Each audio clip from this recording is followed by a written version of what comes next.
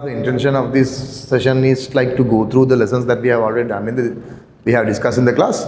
So like we would be starting from real numbers, and today I'm planning to discuss real numbers, vectors, and polynomials regarding the the remainder theorem and the factor theorem. For the students in Sakya, for the Sakya Institute, we didn't cover the second part of vectors, so you would be facing few questions, few doubts when we are discussing the question. Other than that, for all the other institutes, we have already covered the theories that we are going to discuss here. So we'll start from recurring decimals. Recurring decimals, we have it on the first lesson, which means in our real number analysis. So I'm not going to discuss deeply what are recurring decimals and the type of decimals and the stuff. So the thing is, you should be able to convert a recurring decimals into a rational number. So that's the thing. So we'll start from here. For example, now in the question they have given 8.5. 8.5. So the notation of this, which means 5 is recurring. So if I expand this, we can write it as 8.5555, which means 5 is recurring. Now, for example, if we move on to the part C, there they have given 6.41. In part C, they have given us 6.41, which means 41 is recurring. So I can write it as 6.414141, which means 41 is recurring. Okay. So when converting recurring decimals, so the ones who are able to so the ones who are able to attempt these questions without a discussion, they all can move forward. So they start the question 1 and move on. So the ones who don't remember this stuff, they can just look into the board and understand this and then move with the examples. Okay? Right. So I'm starting with this. So they have given us a recurring decimal and we are supposed to express this as a rational number. So what we do is we equate this to x. So we give this a variable x equals to 8.555. So the theory is this. What you have to do is, now we have a constant here and the recurring part of the decimal is on the right hand side of the decimal point. So in this number, we have just only one digit recurring, and in this we have 2 digits recurring. So what you have to do is multiply this term, rather this variable x, by a multiple of 10, so that the first recurring digits would be shifted to the left side of the decimal. So here we have only a single decimal, rather a single digit. So I multiply this by 10. Then I get 10x equals to 85.555. Are you clear with what I said? So what you have to do is initially equate the recurring decimal to a variable and then multiply the recurring decimal by a multiple of 10, so that the first recurring part would be shifted to the left side of the decimal point. Now if we come to this question, if I equate this to y, so here in this number we have 2 recurring digits. In the recurring part we have 2 recurring digits, which is 4 and 1. So what I should do is I should shift both these digits to the left side. So I would multiply this by 100. Now if I consider another example, z equals to 3.215117 for example, where 217 is recurring, then z would be 3.217217. So 217 is recurring. So here, to shift this recurring part to the left side, I must multiply this by 1000, because we have 3 digits here. So I should multiply this by 1000. Just see whether you get what I say. We have many recurring parts here. I just want to shift the first recurring part. So here I have a single digit at the first recurring part. Here I have 2 digits at the first recurring part. And here I have 3 digits at the first recurring part. So what should I do is multiply this by 1000 so that the first part would be shifted to the left side. Hope you understand that. Right. So I move on to here. After shifting it, what you have to do is just subtract these 2.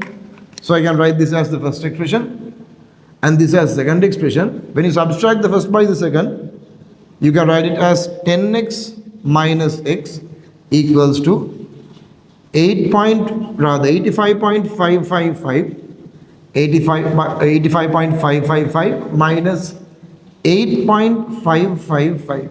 So if I write it like this, 85.555, where 5 is recurring, and here 8.555 where 5 is recurring. So if I subtract this, you see all the digits of 5 would be cancelled out. So here the remaining would be 0. 85 minus 8 is just 77. So then I can write 9x equals to this minus this is 77. So x equals to 77 divided by 9, which means the rational number which is equals to this recurring decimal is 77/9. Just see whether you understood this. So it's very easy. What you have to do is equate the recurring decimal to a variable and then multiply by a multiple of 10, so that the first recurring part of a digit would be shifted to the left. So here we have 2 digits, so multiplied by 100. Here we have 3 digits, so I multiplied it by 1000, right? Alright, so I have done the first question. Now you can start with the second. So you can see the first question is done. Yeah, so you can start with the second question, which means part B. Okay.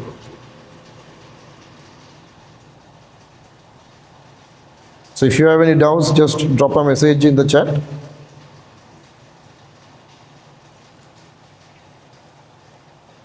So if you have finished the first question, then you can move on with the second, third and fourth, which is vectors and polynomials.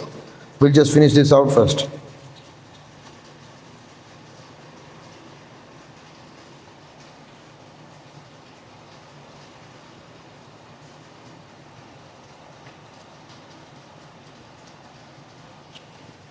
Okay, so after part A, part B, we have 0.2, where 2 is recurring. In part 2, part B, we have 0.2, where 2 is recurring.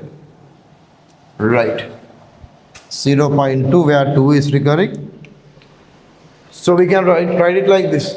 Hope you have done the part A. So part B, we have 0.2, where 2 is recurring. So I can write y equals to 0.222, where 2 is recurring.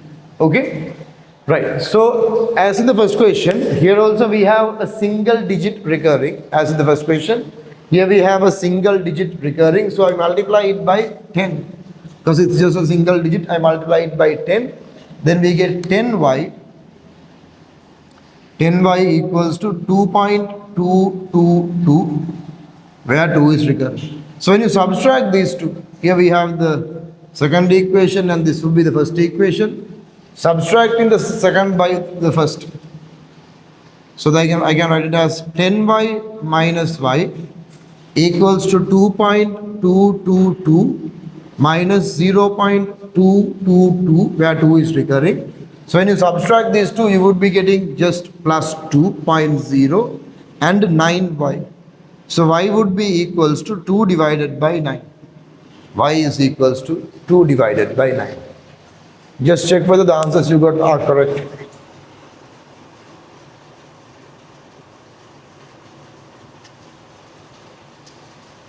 So take your time, like you can understand the two example questions we have done and thereafter copy it down. So if you are finished with this, you can move on to part C. If you are finished with this, you can move on to part C. Okay, just start this now.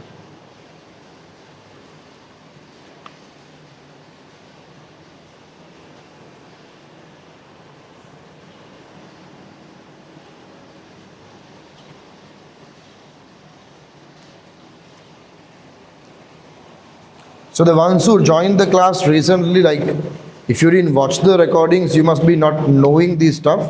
But that's fine, like you can go through these sessions and then get to know what we have done. So if you have no idea of these recurring decimals and stuff, these sessions would help you. Right, so we'll move on to part C. In part C, we have 6.41. So part C, we have 6.41 where 41 is recurring. Now you can equate this to Z. So Z equals to 6.41, 41, 41, 41, and that goes on. So as I said, in this example, we have 2 digits that are recurring. But in the previous, it was just 5, and here it was just plus 2. But here we have 2 digits, which is 4 and 1. So to shift this to the left side, I should multiply it by 100, not 10. So I can write 10, rather 100 dz. 100 dz equals to 641.41, and that goes. Right, now subtract these two. This is the first equation and this is the second equation.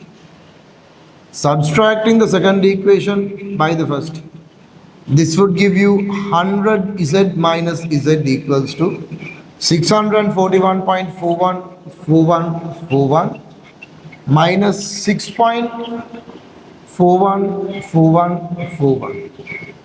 So when you subtract this, we get 99z equals to 635, I guess. This should be 635, right? So z equals to 935 divided by 99. Just check whether the answers are correct there.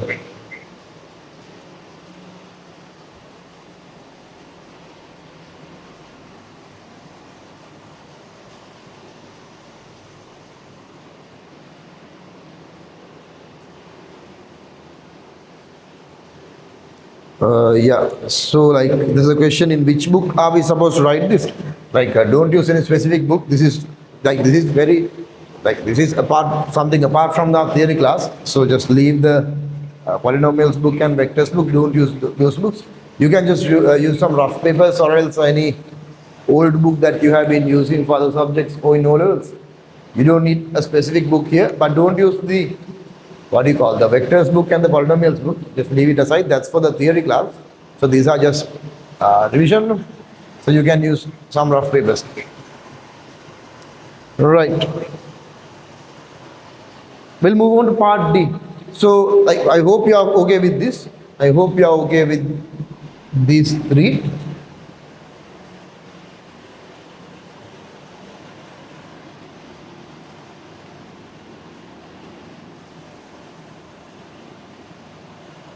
Right.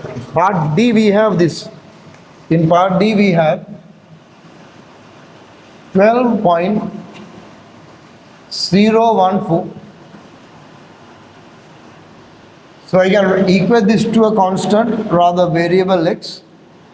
12.014, 14, and 14, where 14 is recurring.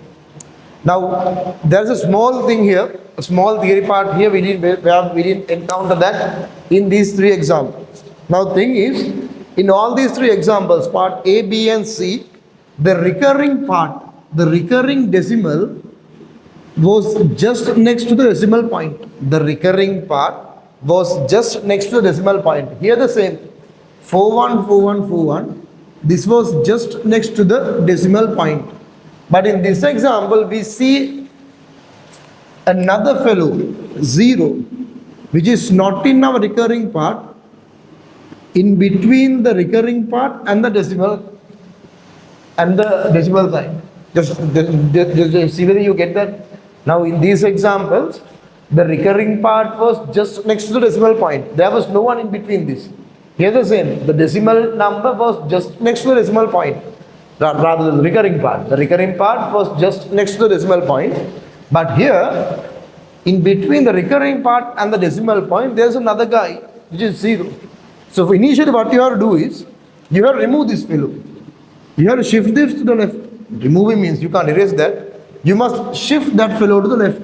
So here, I have a single digit. So to shift that, I multiply this by 10. So I get 10x equals to 120.41, rather 14, and 1. Just check whether that's correct. So hope you get what I say. Here the recurring part was just next to decimal point. They are also the same. But here, between the decimal point and the recurring part, there is another guy. So we have to remove that fellow. So to remove that fellow, that was just a single digit. So I multiplied by 10. If there were 2-3 digits, then you have to multiply by 100 to 1000. Okay? Right. And thereafter. So thereafter, it's our usual pattern. We have 2 digits recurring. Therefore, multiply this by 100. So when you multiply this by 100, we get 1000 next here equals to 124.141414. Just see whether you got this correct. So we multiplied this by 10. Now you should understand why I multiplied this by 10. What's the reason?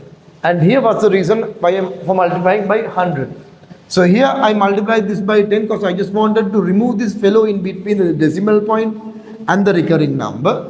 Here I multiplied this by 100 to shift the first recurring part to the left side. Okay, right? Right. So we can call this the first equation and this the second equation. So subtract these two. Subtract the second equation by the first.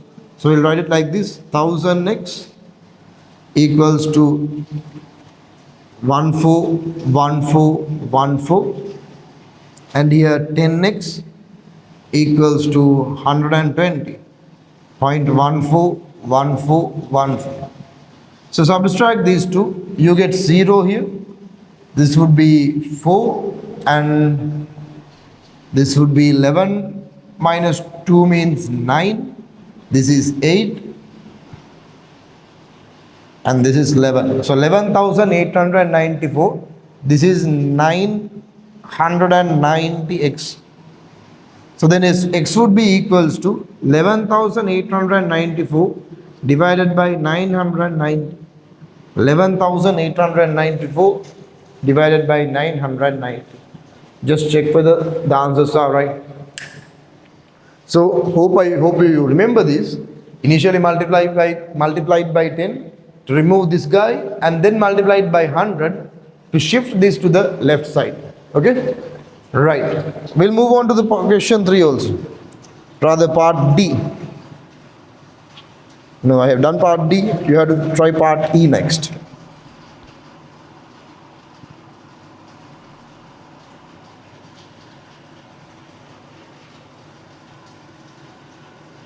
So if you have any questions, just drop it in the chat.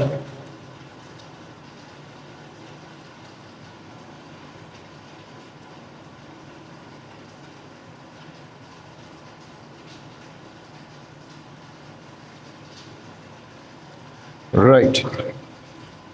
So we'll move on to part E. There we have 13.154. There we have 13.154. Where 5 and 4 is recurring. 5 and 4 is recurring.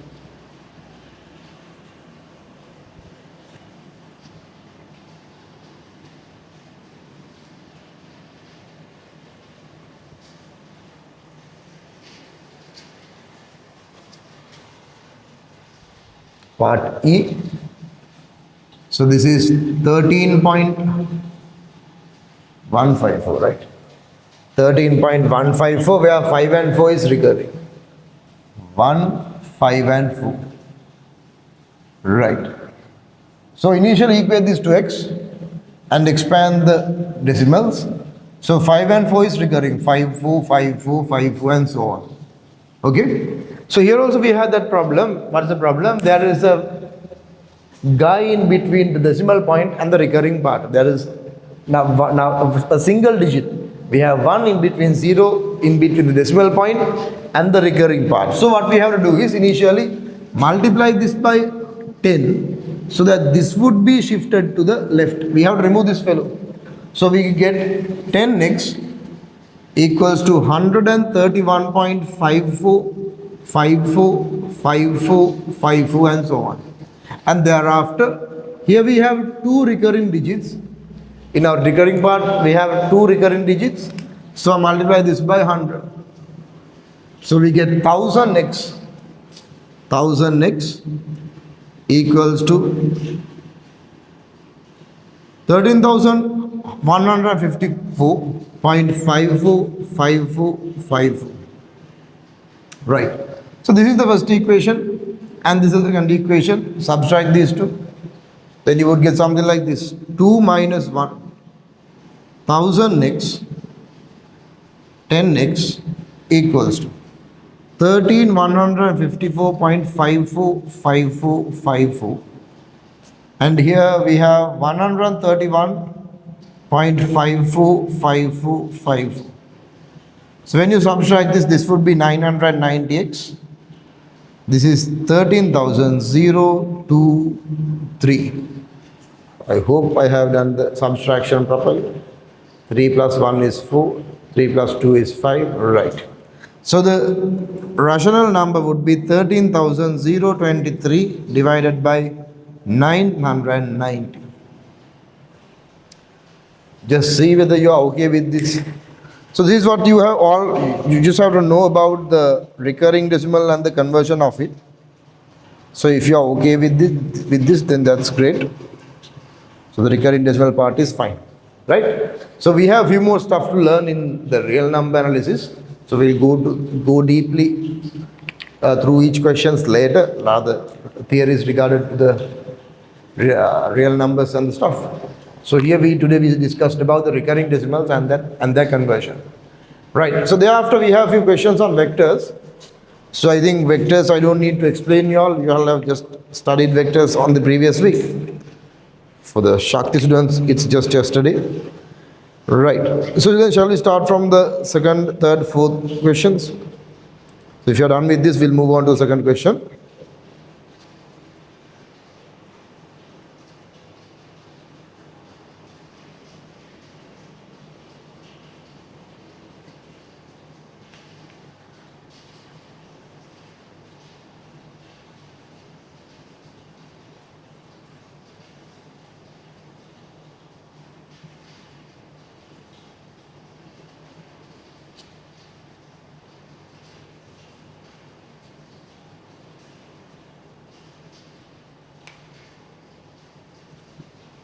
Right. Okay, so enough of this recurring decimal part. We'll move on to the next. Question 2. So they have given, in question 2 they say the vector AB is 4A, the vector DC is 2A, the vector AD is B. And we are supposed to find the vectors AC, BC and BD. So initially just draw a diagram and mark all the vectors. So there we don't have any equal vectors. Right.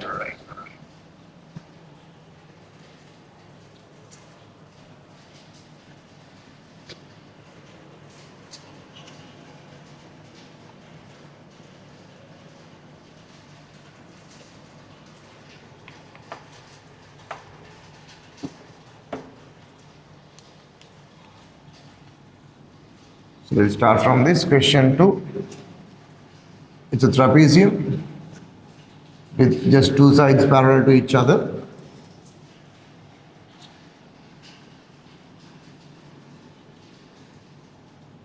Right. So we have A, B, C, D. A, B, C and D. Okay. And the vectors are, the vector AB is 4A, the vector AB is 4A.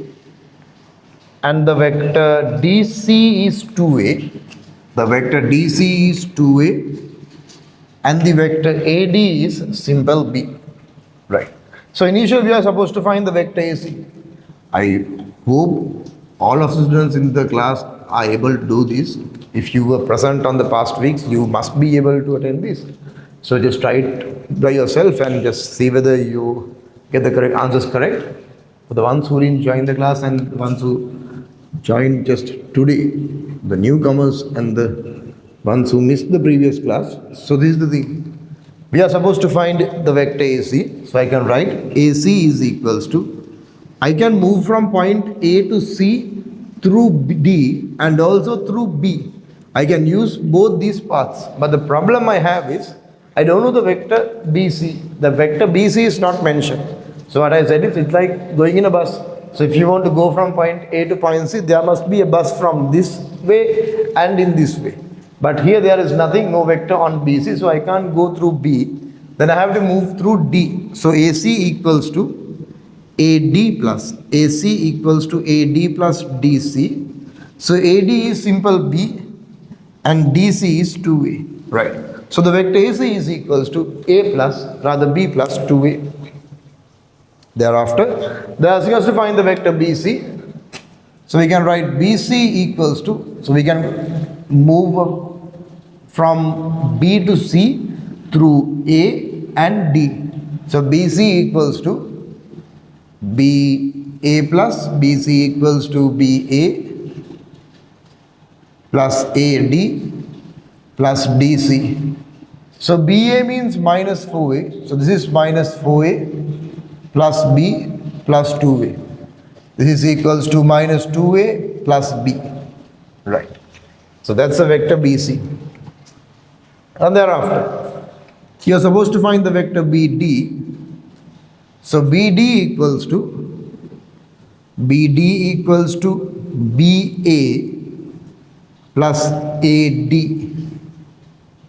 BA equals to minus 4A plus B. Right. Just check whether the answers are correct. So that is very easy, just the addition of vectors. We have no new theories there. But from question 2 onwards, we have that ratio part. From question 2 onwards, we have the ratio thing. We discussed it in the last week. So the Sakya students, like, we have not covered that in the class yet. We will be discussing it tomorrow. Right. We'll move on with this question 2. Rather, question 3. So they say, in the parallelogram OABC shown in the figure, OA is simple A. So we have parallelogram OABC.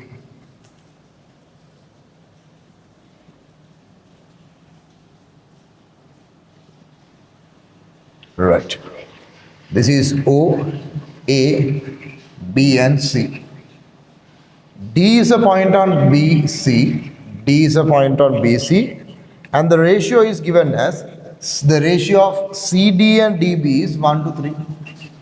The ratio of CD and DB is 1 to 3. The vector OA is simple A. The vector OA is simple A and the vector OC is simple C.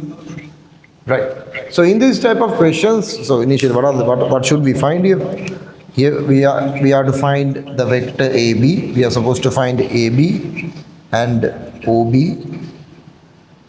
BA, OD and AD. Right.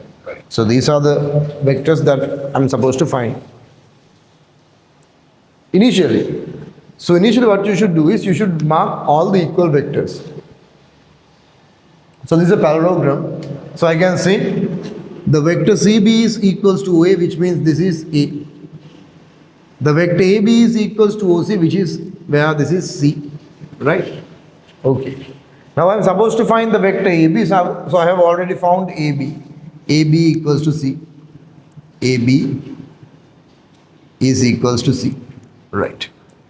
Thereafter, they are asking us to find the vector OB. So OB equals to OC plus OB equals to OC plus CB. Addition of vectors. So OC is simple C, OC is simple C and CB is simple A. OC is simple C and CB is simple A. Okay, we are fine with that too. And thereafter they are asking us to find BA. BA means the reverse of AB. BA is the reverse of AB. So you can write BA equals to minus A, rather minus C. BA equals to minus C. Finally, we are asked to find OD. So this is the theory we just discussed the previous week or else this week. This week classes at Sakya and not in Sakya, and Shakti and Headway we discussed these theories. Sakya students we will be discussing it tomorrow. So this is the thing. When you are finding a vector, we just have two theories. So what are the two theories? When you are finding a vector, the two theories are, just check whether the given vector is a complete vector. If the vector we are supposed to find is a complete vector, we would be using this addition method, this theory of addition. But if the vector we are supposed to find is a portion of a complete vector, then we would be using the ratio method. So here I have not mentioned the ratio method till now. So thereafter we'll be discussing it. So just keep in mind what are the two theories. If you are finding a complete vector, use the addition method, the theory of vector addition. If you are finding a portion of a complete vector, then you should use the theory of ratios, the ratio method. Okay, right. So here OD, is OD a complete vector or a portion of a vector? So I can say, right, OD is a perfect complete vector. So I can write OD using the addition method. OD equals to OC plus CD. OD equals to OC plus CD. I hope you are okay with this. So OD equals to OC plus CD. Now what's OC? So OC is simple C. OC is equal to simple C. Okay, that's fine. CD. Alright. CD is not a complete vector. Hope you see this. Now see, we'll draw it separately. So it was a line CB. There was a line CB. And on CB there was a point D which divided the line CB to the ratio 1 to 3. So this D divided CB to the ratio 1 to 3. So we are supposed to find CD. So what I said, CD is a portion of CB. Just check whether you get this. CD is a portion of CB. So we write CD equals to, we write it as a ratio. CD equals to this 1 and 3. 1 over 4 CB. We write CD equals to 1/4 CB. So CB, the vector CB is simple A. So it's just 1 over 4A. This is called the ratio method. Okay? Right. So for CD I can write 1 over 4 CB. 1 over 4 CB. C plus 1 over 4. CB is simple A. Now we'll stop. That's enough. No need to simplify further. We can stop it there. Just see whether you understood it. That's very important. The theory of vector addition and the ratio method. The theory of vector addition and the ratio method. Right. So I have found OD. Similarly, I am supposed to find AD. Similarly, I am supposed to find AD. Right, we'll start with that also. AD. So AD equals to, we can write AD equals to AB plus BD. AD now, again if I explain this, now see, AD is a complete vector, so I use the addition method. AB plus BD. Now AB is a non-vector, AB is simple C. What about BD?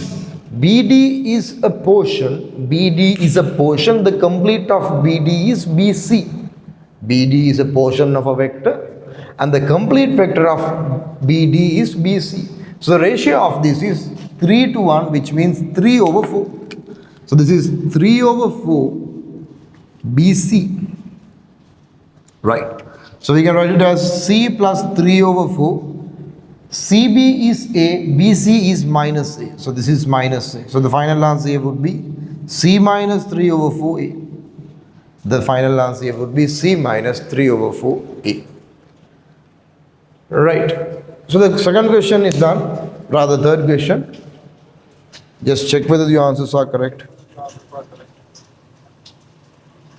If so, you can start with the question 4 also. There also we have the same thing. So I will give some time for the ones who are finding it difficult to finish this. This is the question 3. Question 3. If you have any doubts, just drop it on the chat. We can go through it again. So it's just one day. We just discussed this on the previous day. We didn't do much of it on the last days. Right.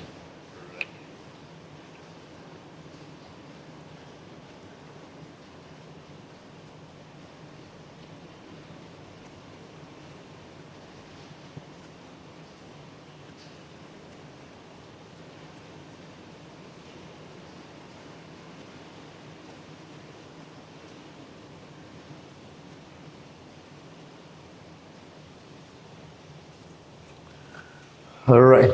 So we'll move on to question 4 also. I will just leave this and then start question 4 here itself. So the ones who have doubts on this can just watch the question 3 also. Right. So question 4. There they have mentioned we have a triangle OAB where the vector OA is simple A, the vector OB is simple B, C is a point on AB in the ratio so and so, we are supposed to find the following vectors, right? We'll start with that.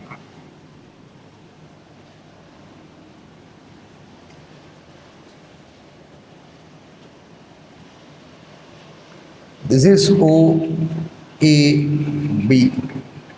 We have a point C on AB. We have a point C on AB. The vector OA is simple A. The vector OB is simple B. C is on AB and the ratio of AC and CB is 3 to 1. The ratios are given. And I'm supposed to find the vector AB. Here I'm supposed to find the vector AB and then the vector AC, CB, and finally OC. So I'm supposed to find these vectors in terms of A and B. Right. We'll start. So AB is a complete vector. As we discussed previously, AB is a complete vector. So I can write it as AB equals to AO plus OB, where AO is minus A plus B. Okay? Right. AC, the vector AC. Now the vector AC is a portion. It's just a section of AB. Now AB is the complete vector. AC is just a portion. So I would be writing AC as a fraction rather by using the ratio method. So AC can be written as 3 divided by 4 AB. AC can be written as 3 divided by 4 AB.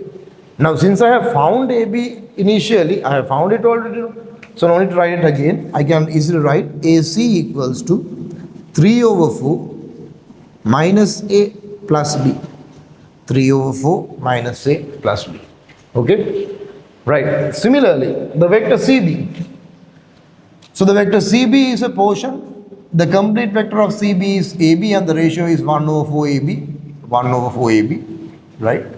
So we can write it as 1 over 4 AB. We have already found AB, which is minus A plus B, minus A plus B, right? And finally OC. So I'll give you some time. The ones who have not finished with this, just try OC. So if you are okay with finding vector OC, that's done. So like you are good to go. Right.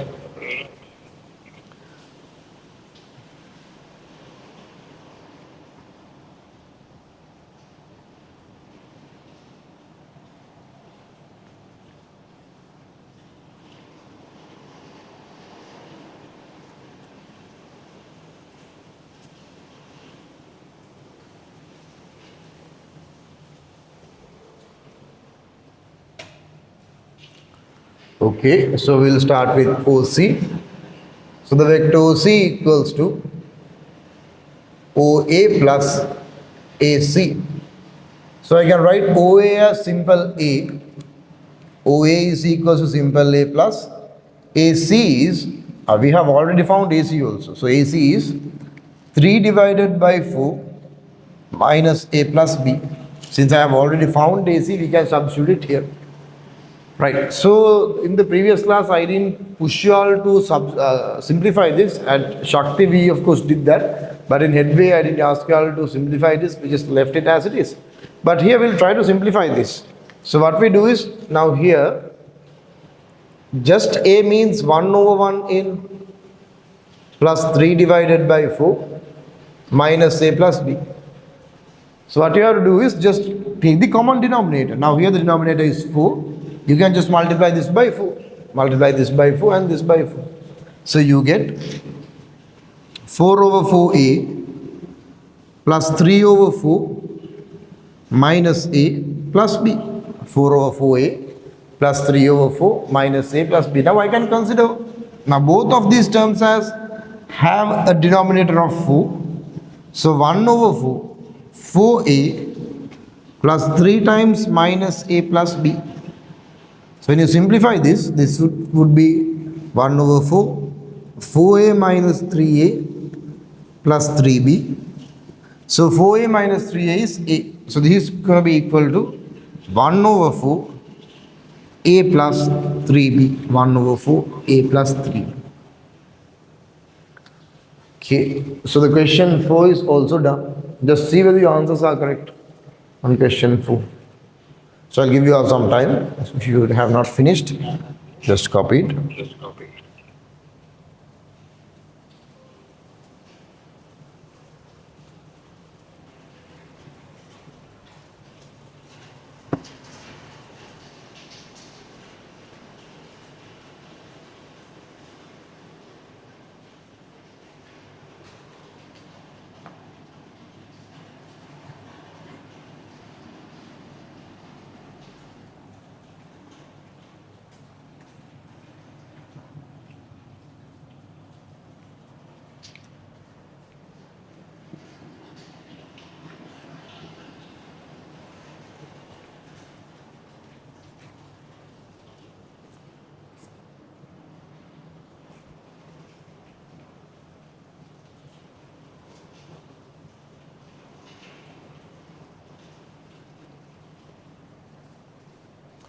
Right. So regarding directors, like I discussed 3 questions, and there are 3 more questions. One is a diagram for the first question. They have already given the diagram. 6 and 7 they have not provided the diagram, so you can just read the question, draw a diagram, and try those questions at home. So we will be discussing few more similar questions in the next online session and also in the physical class. And we'll move on to the next part. So today I was planning to discuss, apart from the vectors, I was planning to discuss the remainder theorem and the factor theorem and few questions on it. Okay, right. So again, if you finished these 4, that's fine. Apart from that, just go through the question 5, 6 and 7. Just 3 more vector questions, and I have given a homework to you too, so just go through it. Right. Remainder theorem. So polynomials, like we have already now, it's not half, it's like 75% of the theories have been covered now. We have few more theories remaining here and there, so we'll just go through them by the next coming weeks, and then we would be able to attempt the past few questions. So remainder theorem. We discussed the remainder theorem. So in the remainder theorem, the theory was, when you divide a polynomial fx by a particular factor, which is x minus alpha, you can say the remainder is going to be f alpha. So what we did was, we equated this divisor, equate the divisor to 0. So then it's going to be x equals alpha. Then you can just substitute it to the function. Then you would get the remainder. Okay. We'll discuss another example. A function px, when it is divided by x minus 2. When you divide px by x minus 2, simply you can say that the remainder is equals to p2. How do you get that? Equate this to 0. When you equate x minus 2 to 0, we get x equals 2. Just substitute it to the function. Then you would get the remainder. Another, qx. When you divide qx by x plus 5, the remainder would be, just equate this to 0. So when you equate this to 0, you get x minus 5. Substitute it to the function. So q minus 5. The remainder would be q minus 5. I hope you remember this. Okay. So this is the remainder theorem. And then we also discussed about the factor theorem, which is way more similar to the remainder theorem. So the factor theorem was something like this. So what they said in the factor theorem is factor theorem. Right. So in factor theorem, there is nothing mentioned about the division. So now remainder theorem is basically dividing stuff. But in factor theorem, there is nothing mentioned about division. It's like this. They say, if x minus alpha is a factor of fx, if x minus alpha is a factor of fx, then I can tell f alpha is going to be equal to 0, which means when you equate this to 0, when you equate x minus alpha to 0, we get x equals alpha. When you substitute it to the function, it is going to be equal to 0. Just see whether you are okay with this. Another example. X minus 2 is a factor of mx. If x minus 2 is a factor of mx, then you can tell, right?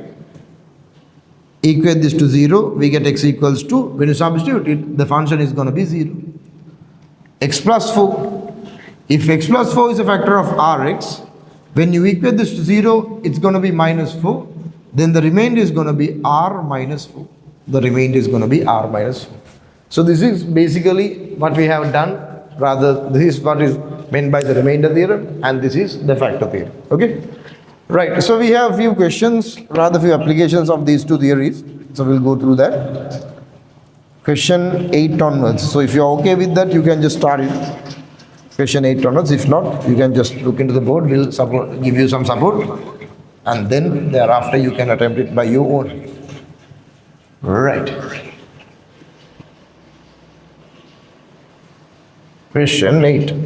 So here they say, when the polynomial function so and so is divided by x plus 2, the remainder is 29. So they have given the remainder. Question 8.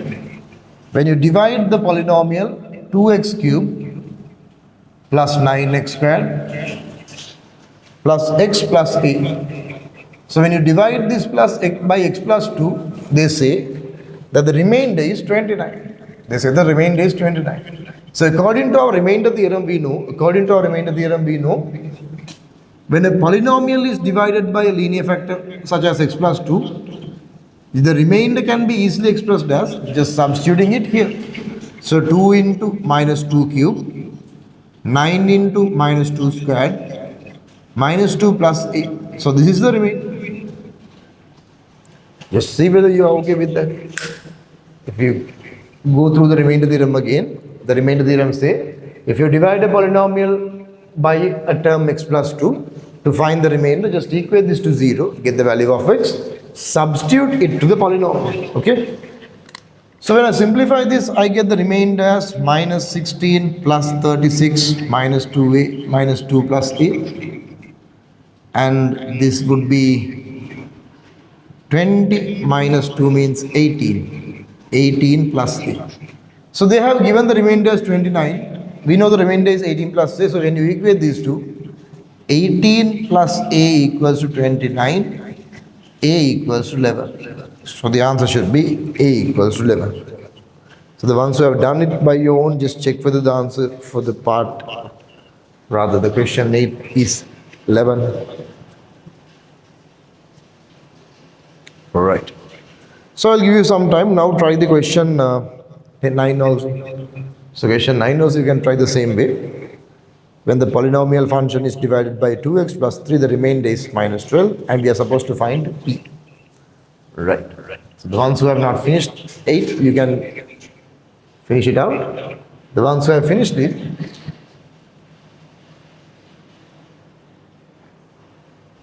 you can start the question 9.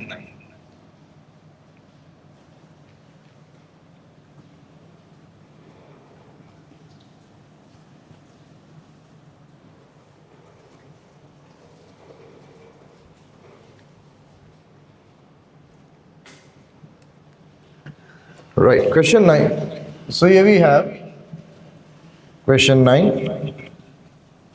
The polynomial is given 4x cubed minus px squared, 4x cubed minus px squared minus 2x plus 3. And they say, when we divide this by 2x plus 3, we get the remainder as minus 12.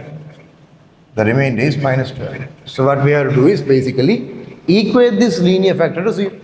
So when you equate this to 0, we get 2x plus 3 equals to 0, x equals to minus 3 by 2. Now substitute it to the polynomial. 4 times minus 3 by 2 cube minus p into minus 3 by 2 squared minus 2 into minus 3 by 2 plus 3. And this is the remainder. So this would be 4 into minus 27 divided by 8, 9 divided by 4, plus 3, plus 3. Here you would be getting minus 27 divided by 2, minus 9p divided by 4, plus 6. So this is the remainder. Okay? Now equate it to minus 12. So when you equate this to minus 12, 9p over 4, plus 6 equals to minus 12. Simplify this, you would be able to get the value of p there. Right. So I would be multiplying this by 4, so that would be easier for us to simplify. Minus 54 minus 9p plus 24 equals to, this should be, when you multiply this by 4, you get 54, 9p, 24, minus 48. Right. So this would be minus 30 plus 48 equals to 9p. So 9p is equals to 18, p is equals to 2. So the value of p is equals to 2. Right?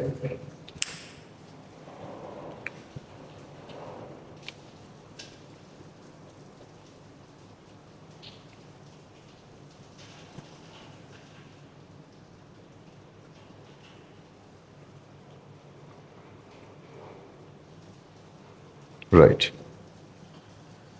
So that's question 9. Hope you got that answer. Question 10. Here they say the remainder when the polynomial so and so divided by x minus 2 is equal to the remainder when it's divided by x plus 3. So the remainders are equal.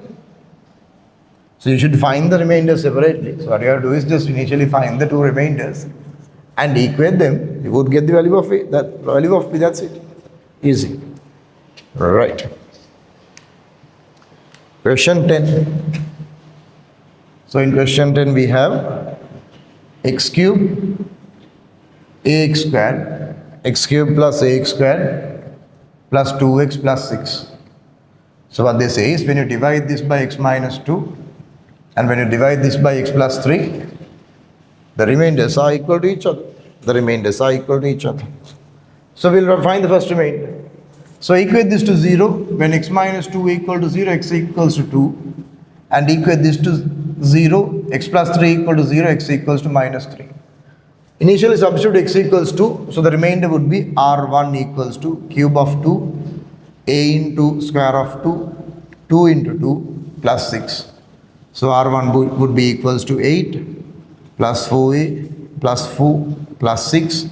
So r1 is equals to 4a plus 18. This is the remainder of the first part. And the remainder 2, r2 can be written as r2 equals to minus 3 cube a into minus 3 squared 2 into minus 3 plus 6. This is minus 27 plus 9a minus 6 plus 6. So this would be cancelled. R2 equals to 9a minus 27. Right. So equate these two remainders. Equate these two remainders and you can find the value of a. So 4a plus 18 equals to 9a minus 27. So 45 equals to 5a. A equals to 9. 45 equals to 5a. A equals to 9. Just check whether the answers are correct. So they are also we use the remainder theorem, nothing more. We just use the remainder theorem and we found the value of a. Right.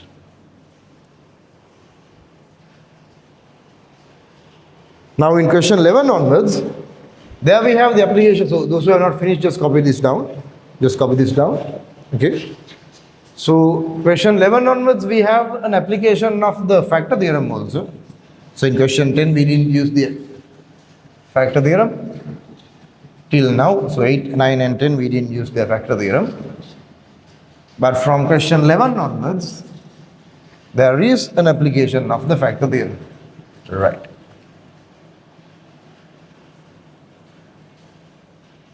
Okay. So we'll start here. Question 11.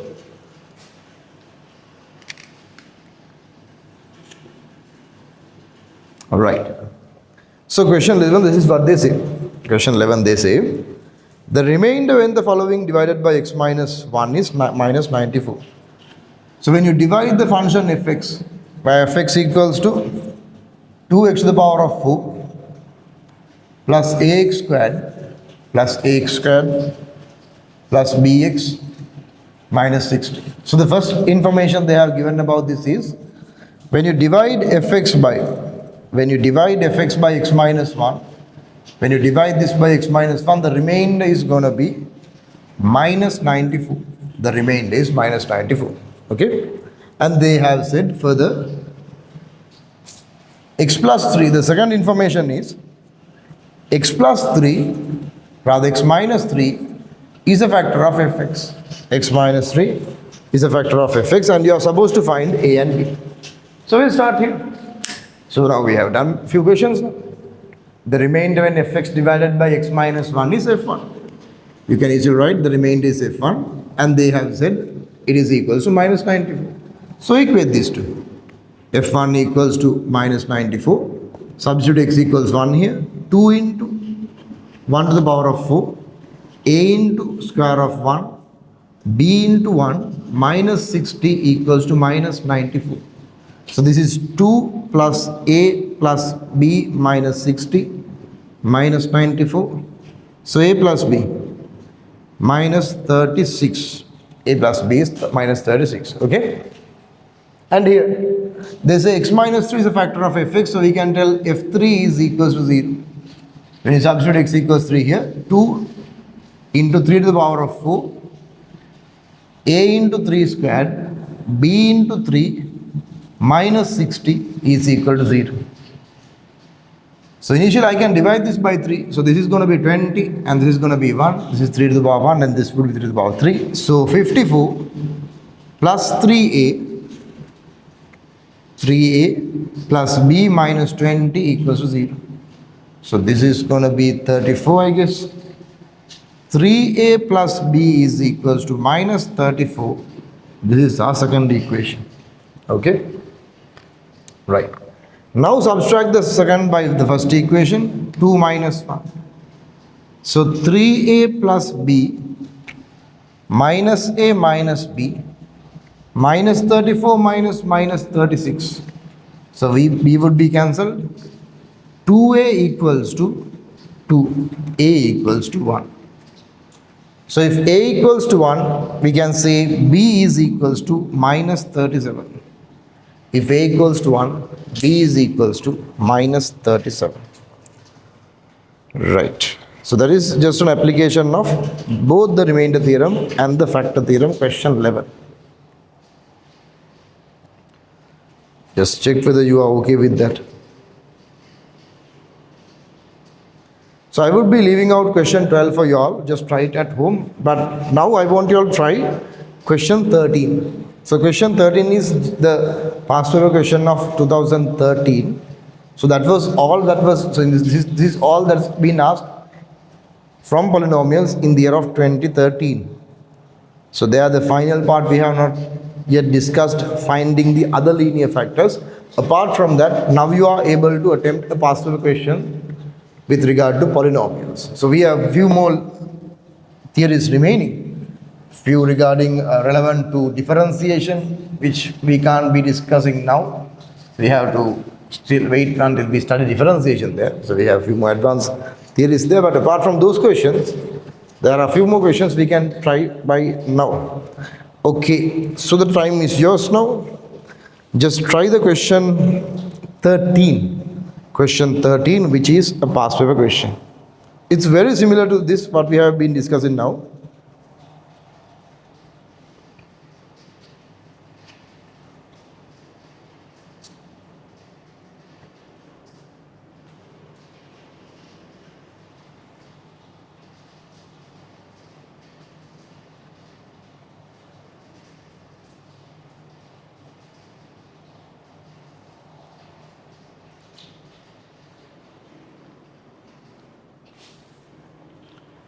Right.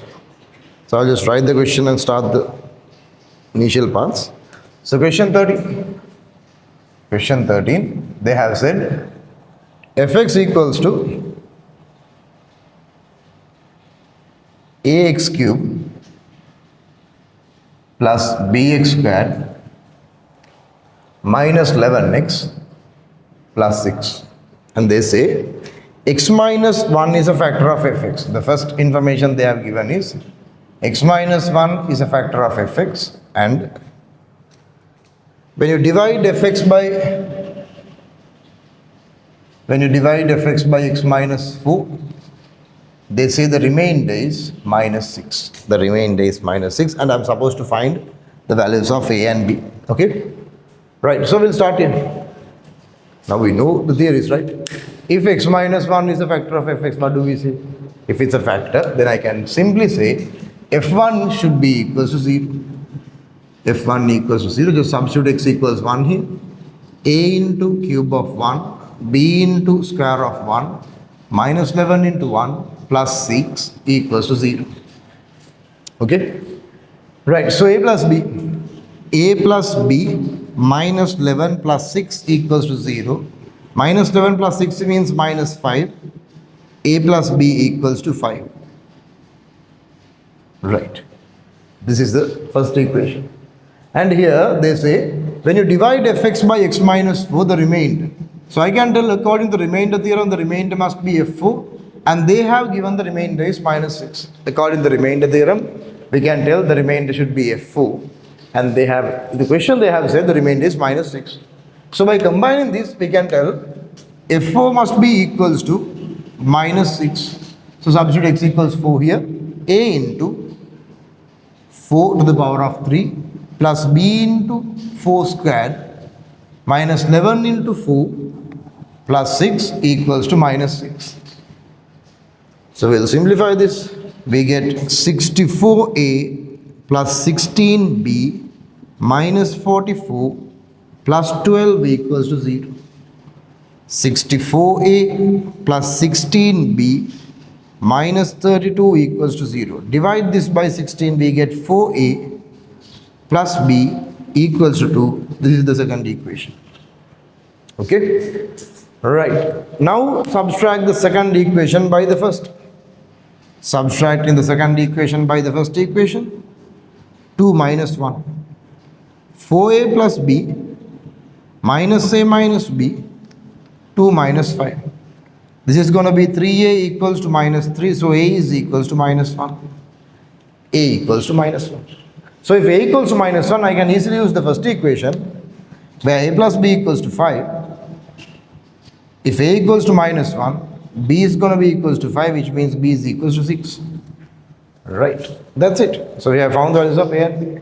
So what's remaining in this question is to find the remaining factors. So in as Shakti we discussed it yesterday, and for Headway and Sakya we didn't do that yet. So we would be discussing it on the coming weeks. So that's what's mainly remaining on polynomials, just finding the remaining roots and also the reverse of the factor theorem. So that. Apart from that, we have like basically covered all the theorems. So but we have more questions to be discussed. We will be discussing more questions on polynomials. Right. So I hope you did all these questions. So we have around 4 questions remaining. Just attempt those questions at home. Those 3 vector questions and the polynomial questions. I hope the time was useful. So just go through the homework tubes, and I have given a separate homework tubes with regarding to vectors. Just go through that also. Okay. Fine. So then that's all for the day. We'll see you on the next day. Thank you.